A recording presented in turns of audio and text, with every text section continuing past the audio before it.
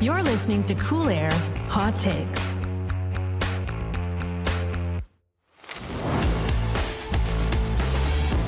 Welcome to Cool Air Hot Takes. I'm Charlie Jelen. And I'm Dan Gentry. And every couple of weeks we get together and bring you the latest in HVAC, energy, and the built environment.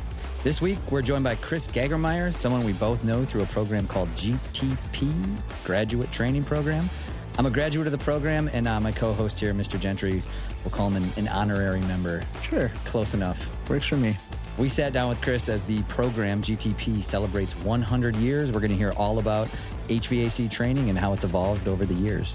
And we also, of course, have the latest HVAC headlines and your stat of the day. But first, time for some hot takes. Actually, first, it's time for a little intervention.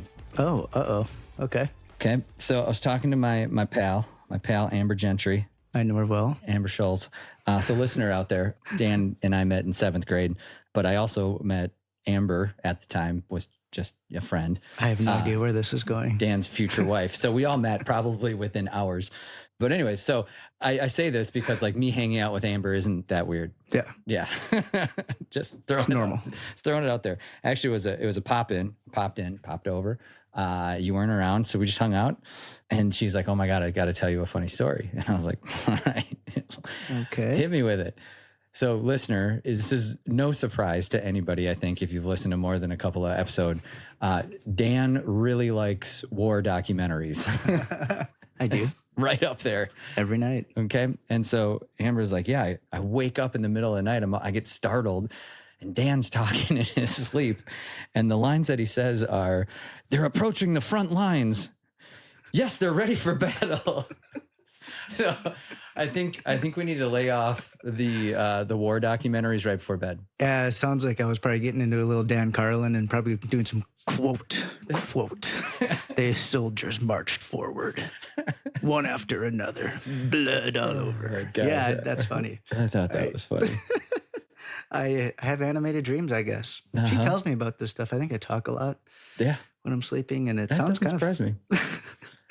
Anyways. Well, I'll try to lay off the history at night then, I guess. So I'll work on that. Work on that for Amber's sake.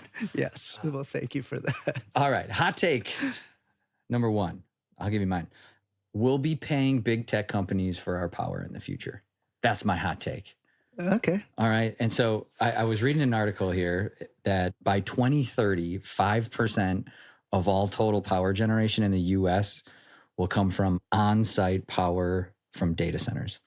So, question, does it all still go through the provider? Or would we actually be like paying a bill to whoever? I don't know. This is what I'm thinking. So in my head, there's over the last 2 years, you've seen articles that, Yep. Microsoft or Meta or whoever, they're buying power plants and they're taking them behind the meter to power data centers, or they're building out massive data centers and there's a bottleneck in getting utility power. So they're building out on-site generation.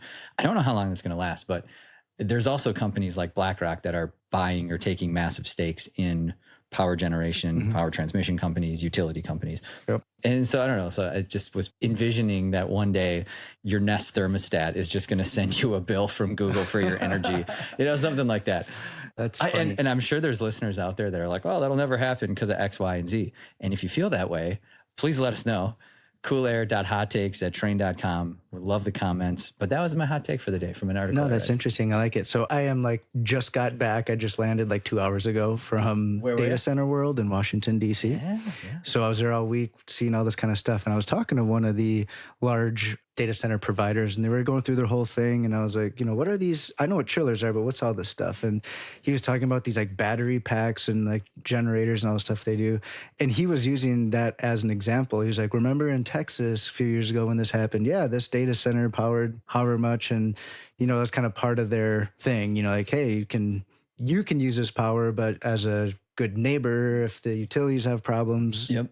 This is another resource. Mm-hmm. I think it's great. Yeah. It makes sense. It's there. Right. Yeah. Use it. Yeah. What a good neighbor. What's your hot take? My hot take. So mine is a last second hot take. Last second hot take. What's that mean? Last second hot take, meaning I just got it 2 days ago from a guy came by the booth. Okay. And he was like, hey, I got a hot take for it. I was like, okay. Sweet. And he's like, Who was it? This is from Dave Stebnicki. He works for Copeland Compressors. We were talking about compressors a little bit. Okay. But he started off with this. He said, capacity is currency. Capacity of what? That's what I was like, okay, give me a little more.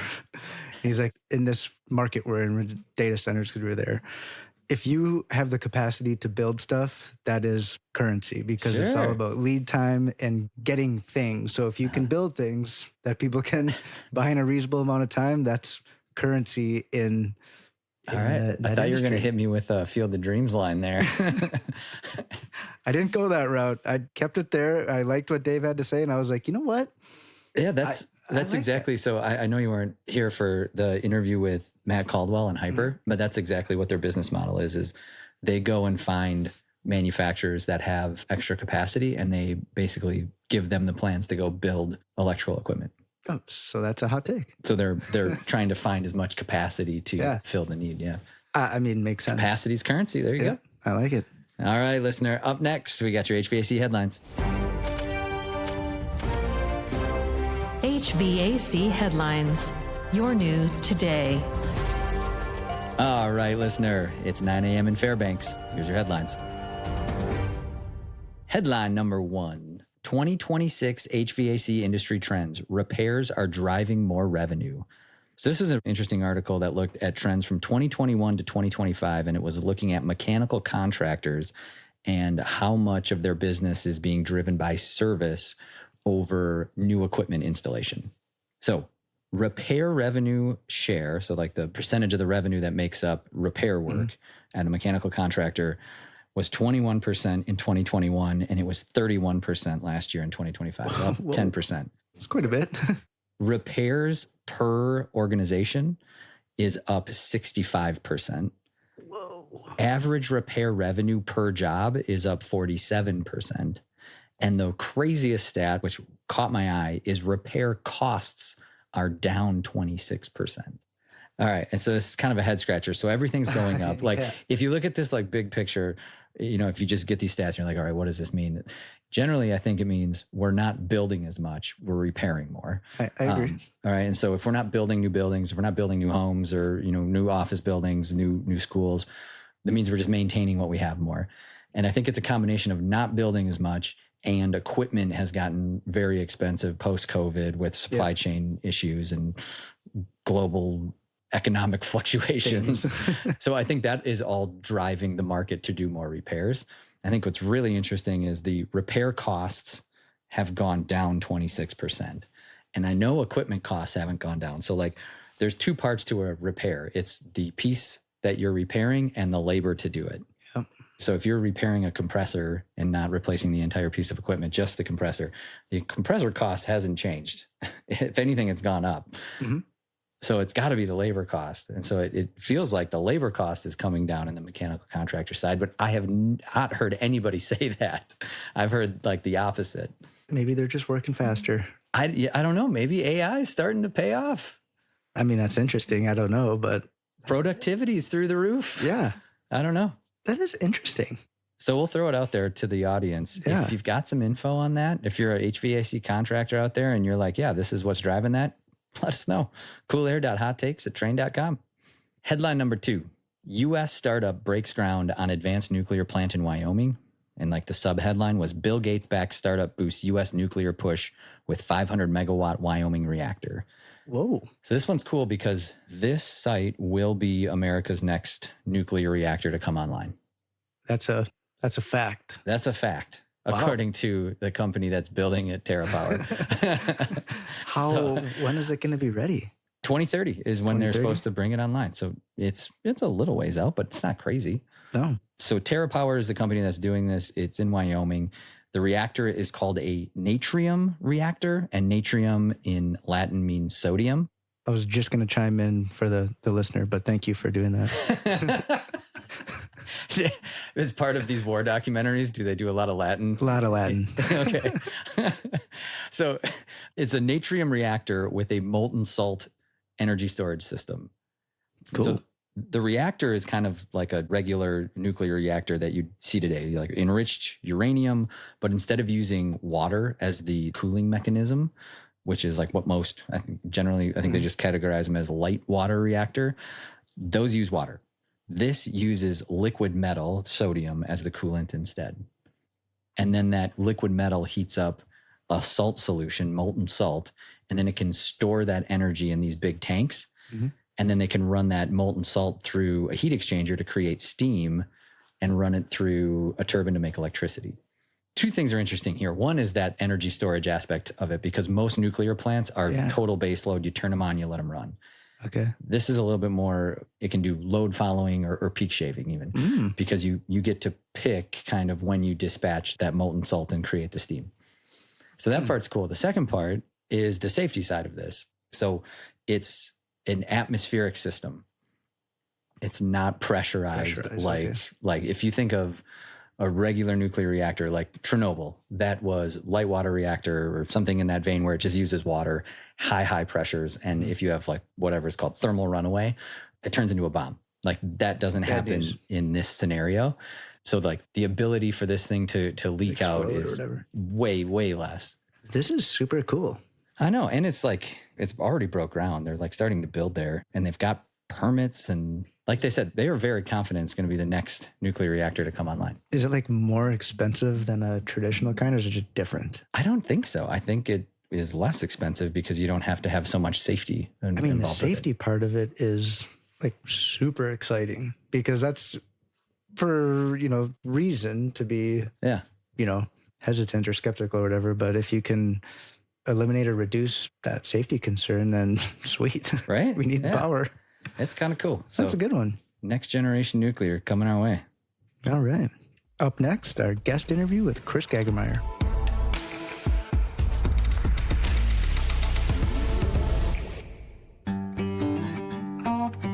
Hey, Danny boy. Hey. What's your favorite destination for a conference? I love a good old honky tonk, so I have to say Texas. Well, you're in luck. The 2026 ASHRAE Annual Conference is happening in Austin, Texas from June 27th to July 1st. Yeehaw! Tell me more. Trane will be presenting 2 tech talks on high temperature heating solutions and thermal loop. Trane's new fully integrated energy recovery system that combines a hydronic loop, exhaust and supply air coils, pump skid, controls, and a performance-based selection tool. You definitely have to check that out.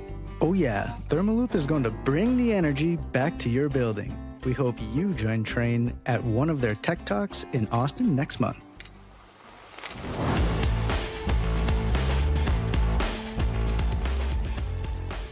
All right, listener, today's guest, and I go way back. I went through Trane's graduate training program, GTP 2012-1. Wow, it's a while ago, eh? That is a while ago. That's kind of wild. Time flies. Kris has been part of that program for over 25 years. He is one of the instructors. He's going to give us a little background on his role with GTP and the training program in general for Trane and all the things that it encompasses. So welcome to Cool Air Hot Takes, Mr. Kris Gagermeier. It's great to be here, Charlie and Dan. Thanks for the opportunity to talk about GTP. We're having a big year. This is year number 100 for the program. Yeah, that is crazy. And you've been with just the GTP for 25 years or with Trane for 25 years? Yeah, 28 years with Trane. I actually was an attendee in the program. I did graduate in 1998-2. Nice. And then I became an instructor in 2004. And I've had the opportunity to lead the program since 2007. So it's been quite a journey. Yeah, that's crazy. We're going to get into GTP and all of the training that we do at Trane. But before we do that, all of our guests, we ask them the same question, right? The name of the show is Cool Air Hot Takes. So we have everybody come on with a hot take. It could be anything, personal life, professional life, anything in between. What do you got for us today? Well, first of all, am I your first HR professional to come on the show? Oh, yeah, easy. I can say that confidently, yes. I figured maybe the last too. We'll see how this goes. So I'm going to get a little touchy-feely with you. Oh, boy. I have the pleasure of working with young professionals through the graduate training program. And the conversation I have with them, it might be in the last lecture type of variety, is just talking about this elusive concept of life balance or life harmony, right? Mm-hmm. And I share with them my take on that, about the most common mistake that people make in achieving it. And that is operating the assumption that your personal life is all wine and roses, or as I would say, summer shandy and golf. That would be the equivalent for me. And work is all the grind. Mm-hmm. And so if you operate in the assumption, personal life is all great and work is real tough, you're never going to hit that harmony. You're never going to hit that balance, because 50 years on this life, you will find challenges in your personal life. They will happen. They can be really hard. And if you're not finding that joy in the workplace, you'll never be in balance. So you got to look for joy at work, find it. You have great people to work with. That's how you can achieve some sort of harmony in your life. Love it. Wow. What's your harmony at work? You have kind of a varied background, and we're going to get into that here, because it's not just GTP, right? You're responsible for much more than that. I work with a really talented team, and we support all of the professionals we have in our commercial sales offices across North America. And so, a big part of that, of course, we spend a lot of time and energy developing the talent that intimately and every day interacts with customers. And so it's really important that we put the best technical knowledge, technical capabilities in front of our customers. And so we do that by training not only our sales professionals, our technicians, and our project managers. That's great. Wow, man, I'm as the only one on this that has not gone through GTP. I feel really left out, like hearing all these exciting things already. So I'm excited about this.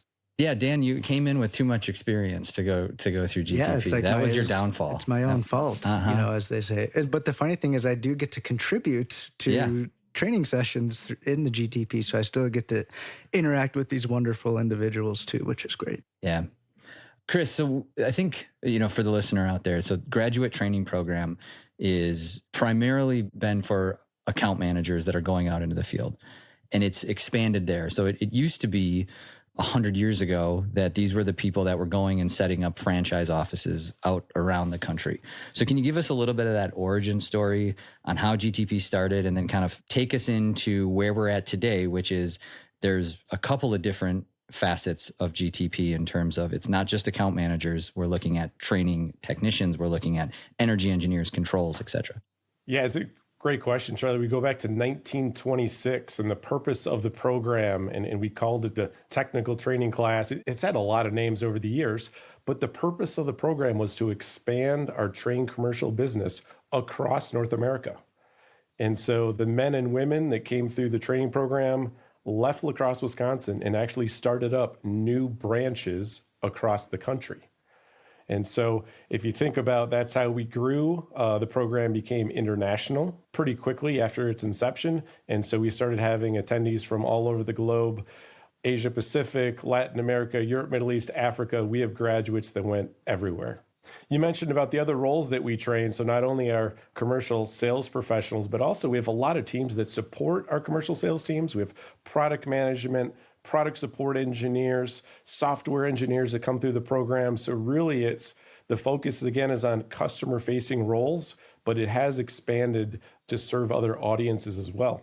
And what are we training? What are we training these young professionals on? What are we training them to do? Everything they need to do to go serve customers. So people typically look at the program and say, wow, it's a lot of technical training. We're very serious about our technical training. Mm-hmm. We have homework every night. We have challenging evaluations that they're expected to perform well on. But really, if you've talked about the graduates, it's personal, professional growth along with the technical training. For many of our attendees in the program, this is their first full-time professional role. We take that very seriously to make sure we give them a good transition into the professional workspace. Yeah. And this isn't just like one program. You say there's say cater design programs for the different tracks that we're going to send folks down, right? Yeah. So within our sales program, which was the one that started 100 years ago, again, so we have our building automation sales professionals. We focus in services. We have focuses in new construction as well. And then recently we've started up 2 brand new programs for our energy engineers as well as our contracting project managers. So it continues to grow and expand. And give us an idea. So I think one of the things that shocks people about this program is I think a lot of the listeners out there are like, oh, you take some online classes for 2 weeks and you get a piece of paper that says you're certified for whatever. Give the listener an idea of how intensive this is and what they need to do to complete it. Yeah, so we take that first word graduate seriously, right? This is a graduate level program. The majority of our attendees are engineers, but we do have other majors as well. The biggest shocker is, so today's brand new curriculum that we launched, our new program structure, we have our attendees spend, first of all, they have an internship or at least 3 months of time on the job training in their commercial sales office. They then start a formal 4-week program of on-the-job training with the program staff, preparing them for then a 14-week in-person experience in La Crosse. That is a consecutive 14-week program where we are in training all day and doing additional work and practice in the evenings. So people are a little shocked by that because that's usually not even how graduate school works, but it is full-time development to get ready to go serve customers.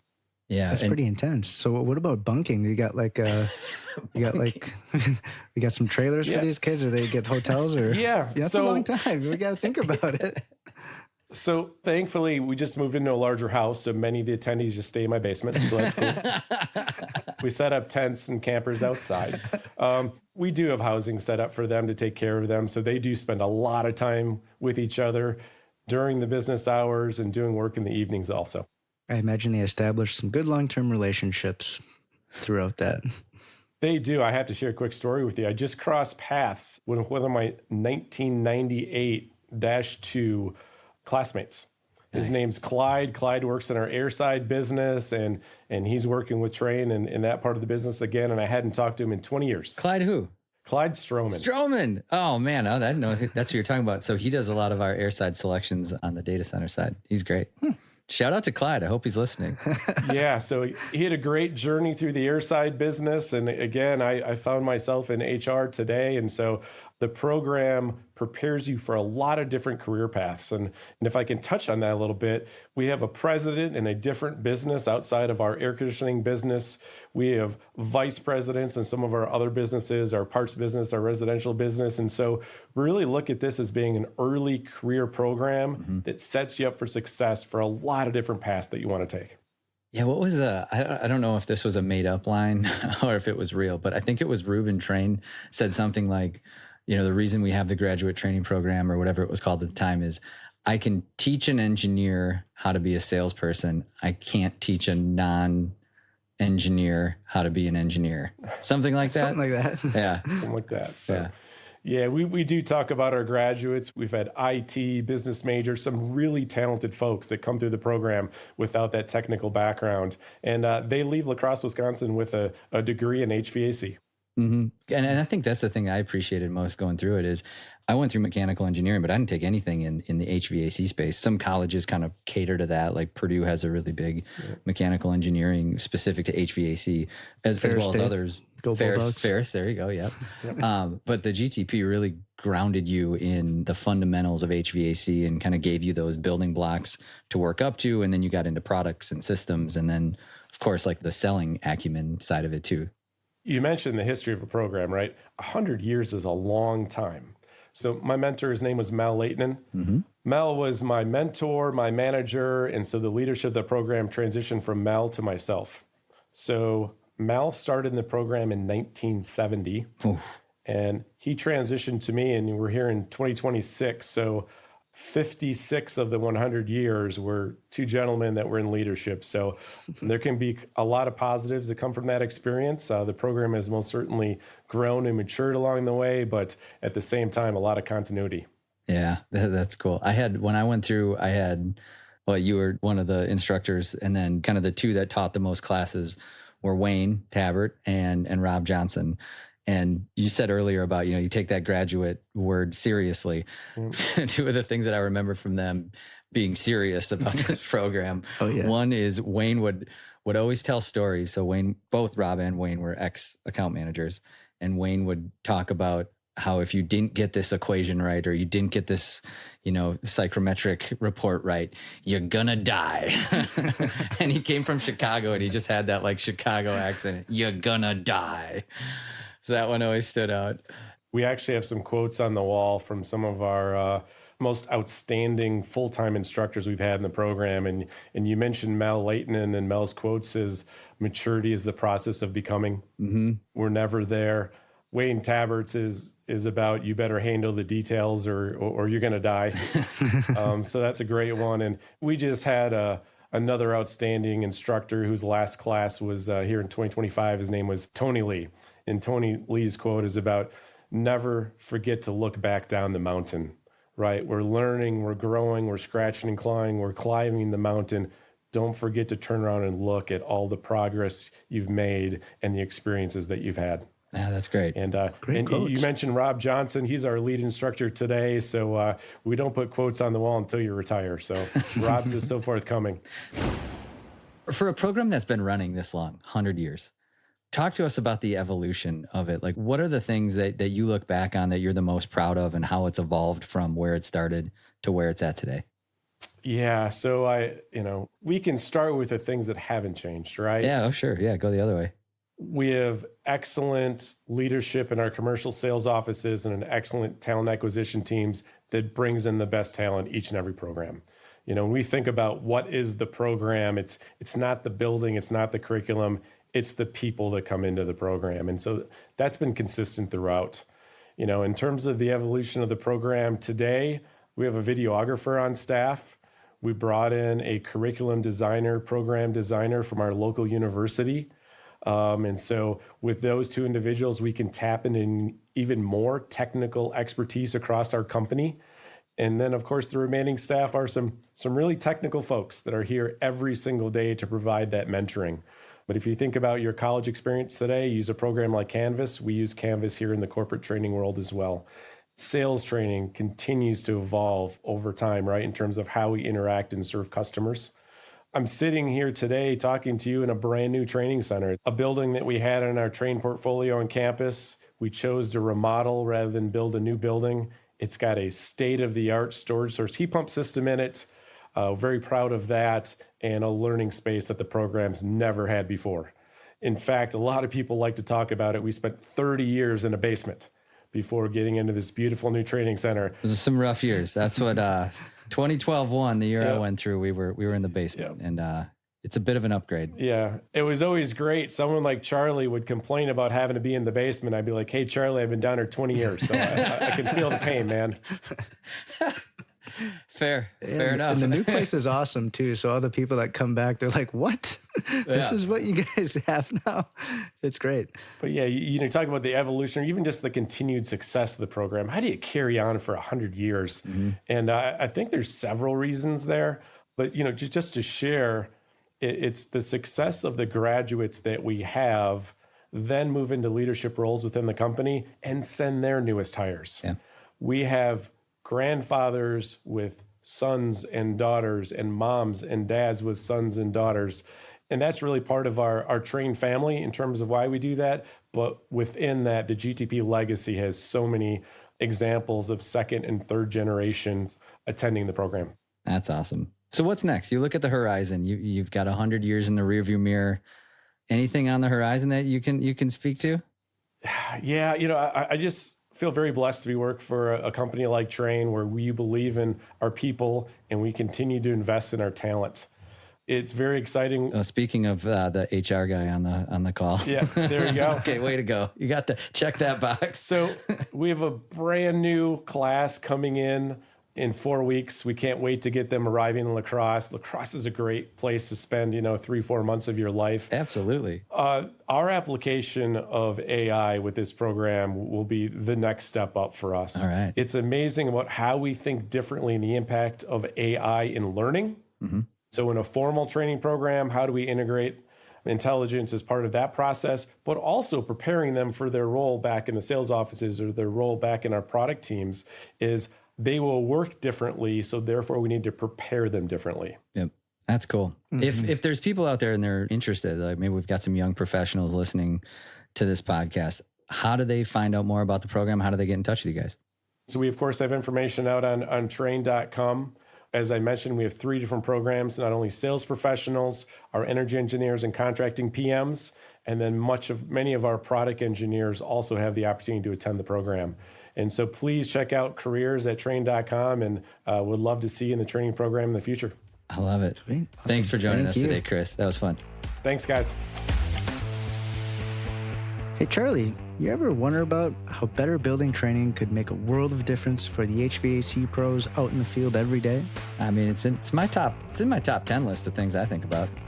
Well, Trane Symbio 700 training is here to do just that.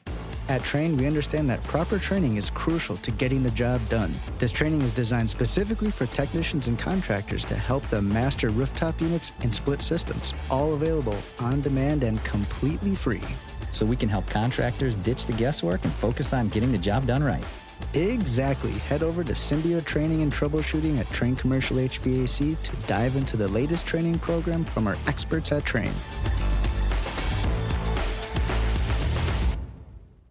All right, folks, time for Stat of the Day.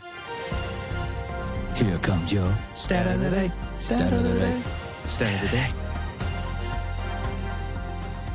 It's Stat of the Day by Dan Gentry. Here you go. I got to pick this one, so you guys get a little sneak peek into what I'm thinking about right now.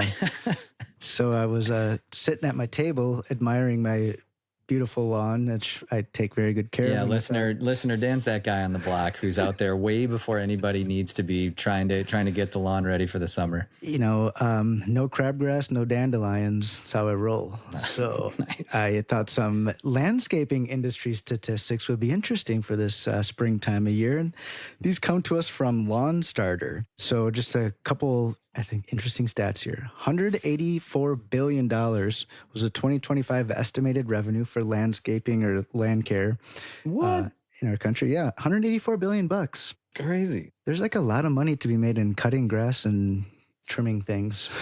Wow. Right? 40 to 50 million acres of residential lawns to mow across the U.S. That's Okay. quite a Yeah. bit of lawn care. 562,000 is the number of landscaping businesses in the U.S.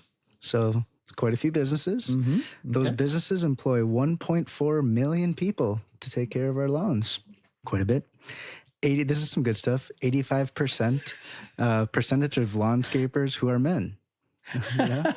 Not too many women in the lawn care these days. Come on, ladies. It's great. You're outside, get nice and tan, get exercise. It's a great job. Hey, you were part of that 85, weren't you? I was part of that 85. I It was a great too. job. I was too. My first job. Yeah. That's what I mean. You get a suntan. Uncle you get a Jimmy. shave. Uncle Jimmy's lawn care service. I was working for Joe Bennett. There you go. And this is my favorite one. 70 hours is the average time a homeowner spends on their lawn each year. I think I spend a lot more than 70 hours. I was gonna say, yeah, you're triple that. Easy. It's like 70 hours, man. I'll be out there for like 4 hours a pop. That's got a little lawn. So there you go. Landscaping stats.